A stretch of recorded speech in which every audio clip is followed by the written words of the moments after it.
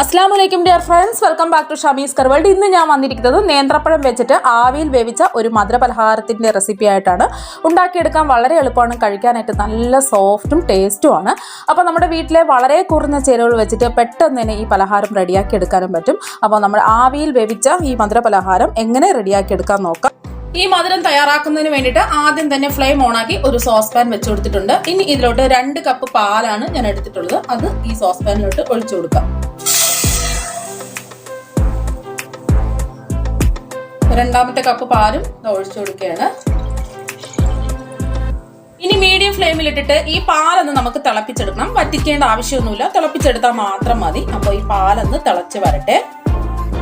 അപ്പോൾ ഈ മധുരം തയ്യാറാക്കുന്നതിന് വേണ്ടിയിട്ട് പാലിന് പകരം നിങ്ങൾക്ക് വേണമെന്നുണ്ടെങ്കിൽ തേങ്ങാപ്പാൽ വേണമെങ്കിലും എടുക്കാം. അപ്പോൾ എല്ലാവർക്കും ഇപ്പോൾ തേങ്ങാപ്പാൽ എടുക്കാൻ ബുദ്ധിമുട്ടാണല്ലോ, അതുകൊണ്ടാണ് ഞാൻ പാലിൽ ചെയ്ത് കാണിക്കുന്നത്. നല്ല ടേസ്റ്റാണ്.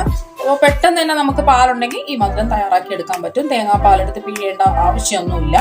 അപ്പോൾ ഈ പാലൊന്ന് തിളച്ച് വരട്ടെ. അപ്പോൾ പാലിതാ തിളച്ച് വന്നിട്ടുണ്ട്. ഇനി ഫ്ലെയിം ഓഫാക്കി ഇത് നമുക്ക് തണുക്കാൻ വേണ്ടി മാറ്റി വെക്കാം. അടുത്തതായിട്ട് നമുക്ക് വേണ്ടത് നല്ലോണം പഴുത്ത ഒരു നേന്ത്രപ്പഴമാണ് ഞാൻ എടുത്തിട്ടുള്ളത്. ഇനി ഇതിന്റെ തൊലിയെല്ലാം നമുക്ക് കളഞ്ഞിട്ട് ചെറുതായിട്ട് നമുക്ക് കട്ട് ചെയ്തെടുക്കണം. അപ്പോൾ ഇതിന്റെ തൊലിയെല്ലാം നമുക്ക് കളയാം.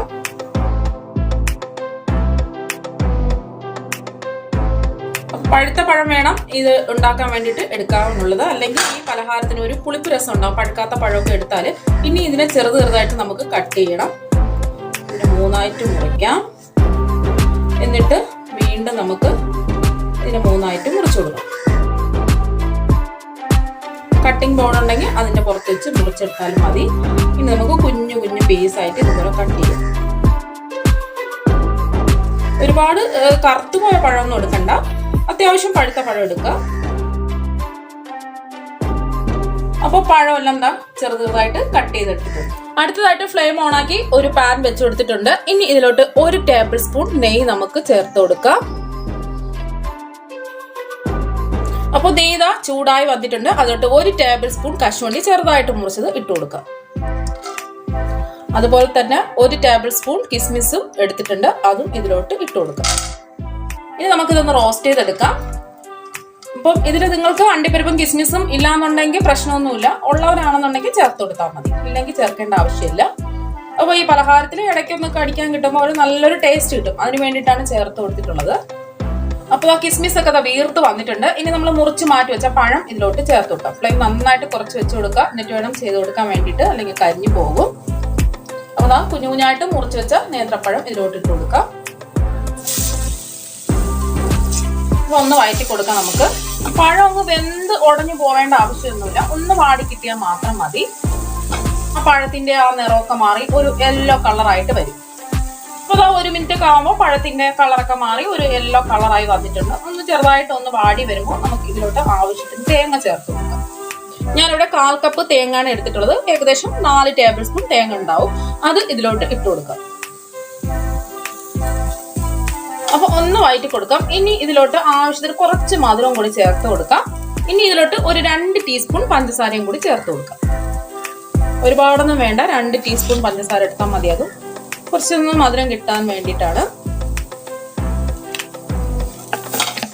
എല്ലാം കൂടി ഒന്ന് മിക്സ് ചെയ്ത് കൊടുക്കാം. ഈ പഞ്ചസാരയും കൂടെ ഒന്ന് യോജിച്ച് വരണം ഇതിലോട്ട്. അപ്പൊ പഞ്ചസാര പഴമൊക്കെ നമ്മൾ ചൂടായി കിടക്കുന്നതിലാണല്ലോ ഇട്ട് കൊടുത്തത്. അപ്പൊ പെട്ടെന്ന് തന്നെ ഇത് പഞ്ചസാര എല്ലാം അലിഞ്ഞു വരും. ഇത്രയും മതി, ഒരുപാടൊന്നും വഴറ്റി കൊടുക്കേണ്ട ആവശ്യമില്ല. ഇനി നമുക്ക് ഫ്ലെയിം ഓഫ് ആക്കി ഒരു പാത്രത്തിലോട്ട് ഇത് തണുക്കാൻ വേണ്ടി നമുക്ക് മാറ്റി വെക്കാം. ഇനി ഒരു പാത്രത്തിലോട്ട് നമുക്ക് ഇത് തണുക്കാൻ വേണ്ടി മാറ്റി വെക്കാം. അടുത്തതായിട്ട് നമുക്ക് വേണ്ടത് അരിപ്പൊടിയാണ്. വറുത്ത അരിപ്പൊടി, ഒട്ടും തരിയൊന്നും ഇല്ലാത്ത പൊടി വേണം എടുക്കാൻ വേണ്ടിയിട്ട്.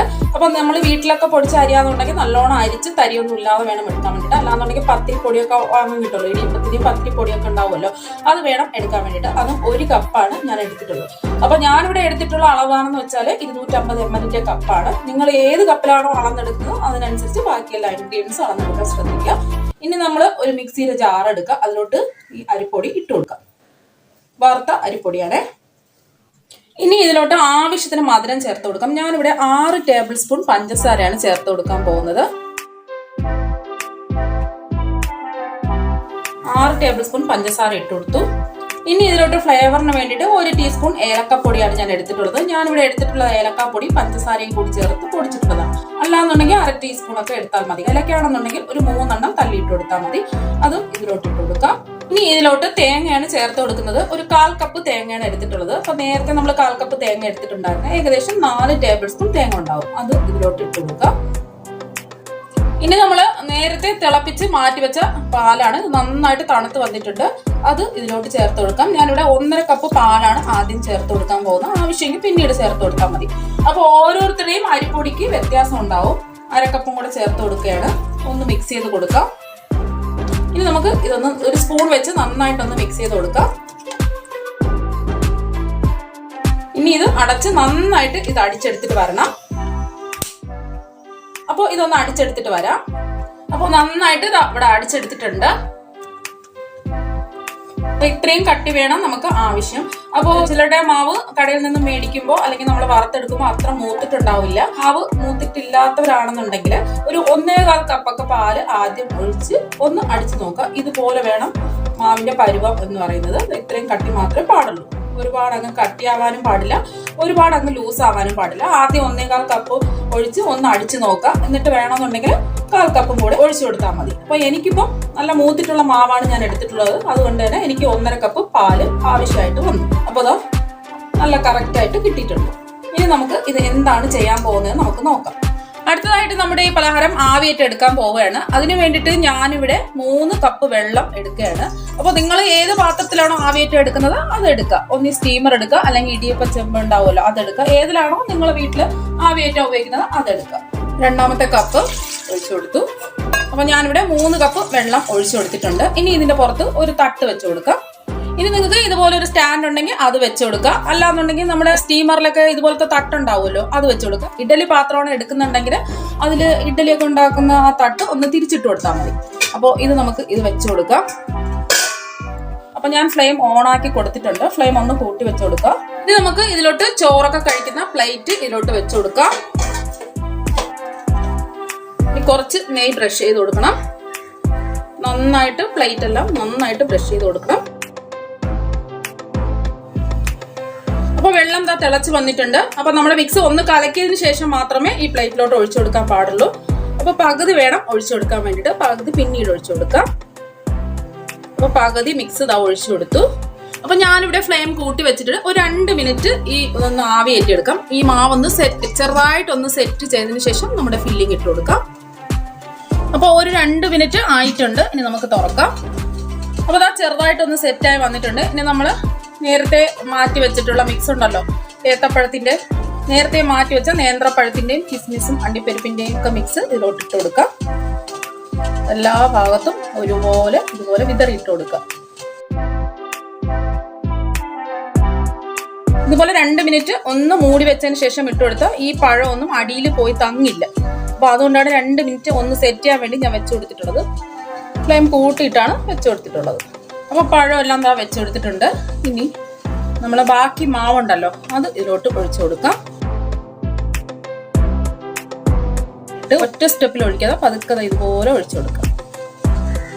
എല്ലാ ഭാഗത്തും കവർ ചെയ്യത്തക്ക രീതിയിൽ ഒഴിച്ചു കൊടുക്കണം. അപ്പൊ അതാ എല്ലാം ഒഴിച്ചു കൊടുത്തിട്ടുണ്ട്.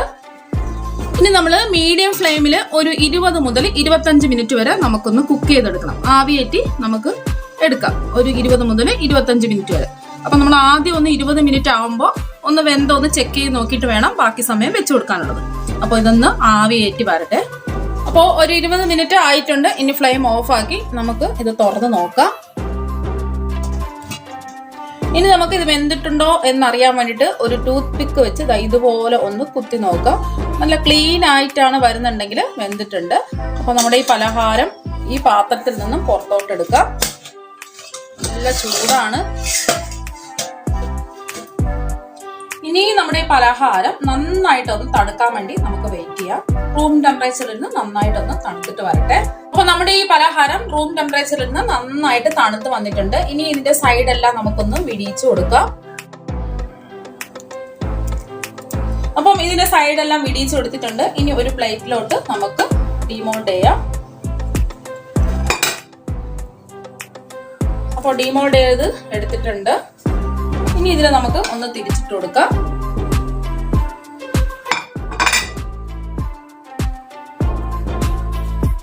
നമുക്ക് ഇഷ്ടമുള്ള ഷേപ്പിൽ കട്ട് ചെയ്തെടുക്കാം. അപ്പൊ അതെല്ലാം കട്ട് ചെയ്തെടുത്തിട്ടുണ്ട്. അതിൽ നിന്ന് ഒരു പീസ് ഞാൻ എടുത്തു. നല്ല ടേസ്റ്റ് ആണ് കഴിക്കാനായിട്ട്, എളുപ്പത്തിൽ പെട്ടെന്ന് ചെയ്തെടുക്കാനും പറ്റും. അപ്പൊ ഞാനതൊന്ന് മുറിച്ച് കാണിച്ചു തരാം എത്രമാത്രം പെർഫെക്റ്റ് ആണെന്ന് ഉള്ളത്. അപ്പൊ അതാ കണ്ടോ, പെട്ടെന്ന് തന്നെ നമുക്ക് വളരെ കുറഞ്ഞ ചേരുവകൾ വെച്ചിട്ട് നമുക്ക് റെഡിയാക്കി എടുക്കാൻ പറ്റും. അപ്പൊ നിങ്ങൾ എല്ലാവരും തയ്യാറാക്കി നോക്കുക. അപ്പൊ നമുക്ക് മറ്റൊരു വെറൈറ്റി ഡിഷുമായിട്ട് നമുക്ക് വീണ്ടും കാണാം. താങ്ക്